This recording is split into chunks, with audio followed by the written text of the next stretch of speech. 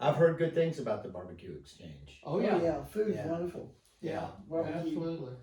And it seems like I have a YouTube channel and I can do videos on history, and if Frank's not on it, it doesn't get the same traction. But if I do something about food or hamburgers, I did a video Oh, I on think EV Bakers. You'll get a big audience. Oh yeah, it's like EV Bakers is now using Glenmary Reserve beef, which is a local sourced beef, Mm-hmm. and you don't normally go into a roadside store and get something that you really want to think about eating after the fact. Mm-hmm. And but it's local JB source Cakes. beef. Pardon? JB Cakes. Oh, I haven't been there yet, but wow, yeah, Mm-hmm. yeah. Now, They when won't you waste. say, where is that beef coming from? Glenmary Reserve is up along Rapidan. Trying to this is the Nixon farm. I believe it's Nixon. I'll have to check on that, but Okay. it is part of the old families of Orange, and Mhm. I've got notes on all that. I don't know if it was Harris, but I'll sorry about that, Glenmary. I'll make sure I. No, that's just interesting. Glenmary, of course, is a farm that we know. Mhm. Uh, It may very well be that. it's, No, the one No, that different. they do no, horses. Okay. the Glenmary property we know is directly across the road from the Orange Stockyard. Oh, okay. But the thing you might be interested in is that the Orange Stockyard, that building that Mike and Patty Knight, well, the Knight family bought, they converted a portion of that building into a slaughterhouse, and they are producing beef. Wow. Yeah, right there. They've, Right, 15 south of Orange, about Clores. Okay. That old white building that sat on the road back Yeah. behind there, Yeah, but over on the Clores. on the is left, on the here. port side. yeah, Yeah. you go past, you go past the Chicken Mountain Road, Mm-hmm. and then it's on the left. I think I know exactly where that is. Very old, white, small, modest. Yeah. No, this is a stockyard. Oh, okay. Well, they're making it. It used to be the Orange Livestock Market, Right. Mhm. and then they shut that down. Well, I think the Knights, The Knights bought it. the Knights use a portion of it. Mike and Patty Knight, and that's a story too. They live in Montford, and I don't know how many acres they rent. It's probably well over 1,000 acres that they rent, and they raise beef cattle.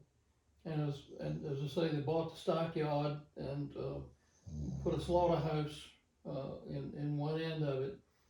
But it's interesting how beef cattle are now bought and sold. And I'm sure this is going on over at the Orange Stockyard, though I haven't been in there in quite some time.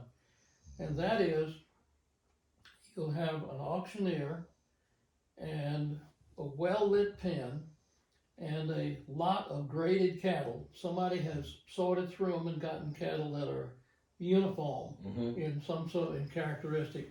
And a lot of, say, 8 or 10 goes into this big pen. And there's nobody else there, and the auctioneer starts crying, and the phone starts ringing, and somebody in Ohio bids, somebody Oh, wow. somebody in New England bids, somebody in Tennessee bids, and then the animals are sold. Their world is their market. Yeah, Mhm. yeah. That certainly helps to get I imagine, a better net to the farmer, as opposed to brokering through so many people. Certainly hope so. Now, I was talking with Jimbo Tucker, and he runs the Madison Stockyard, which you probably see when you're on Route 230 going to Madison. Jimbo says that right now, the beef business, at least in this part of the world, is controlled by a group, I think he said, of 4 major slaughterhouse chains, and 2 of them are run by related families, and they work together. And the farmers are not coming out real well. I've heard that before, that as beef prices went up, the beef to market price stagnated. Yeah. And that but then the cost of grain and everything's going, so they're kind of, Oh, good Lord. they're going up on the cost side and it's going up on the sell side, and they're in the middle being squashed. Yeah, that's where I was finding myself when I was in the dairy business.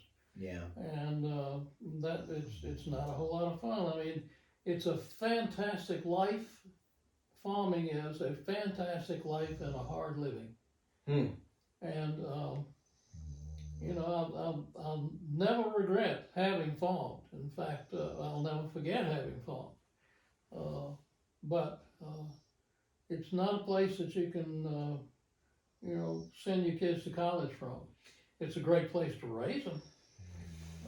Both of our girls have a world of experience that, people just don't get.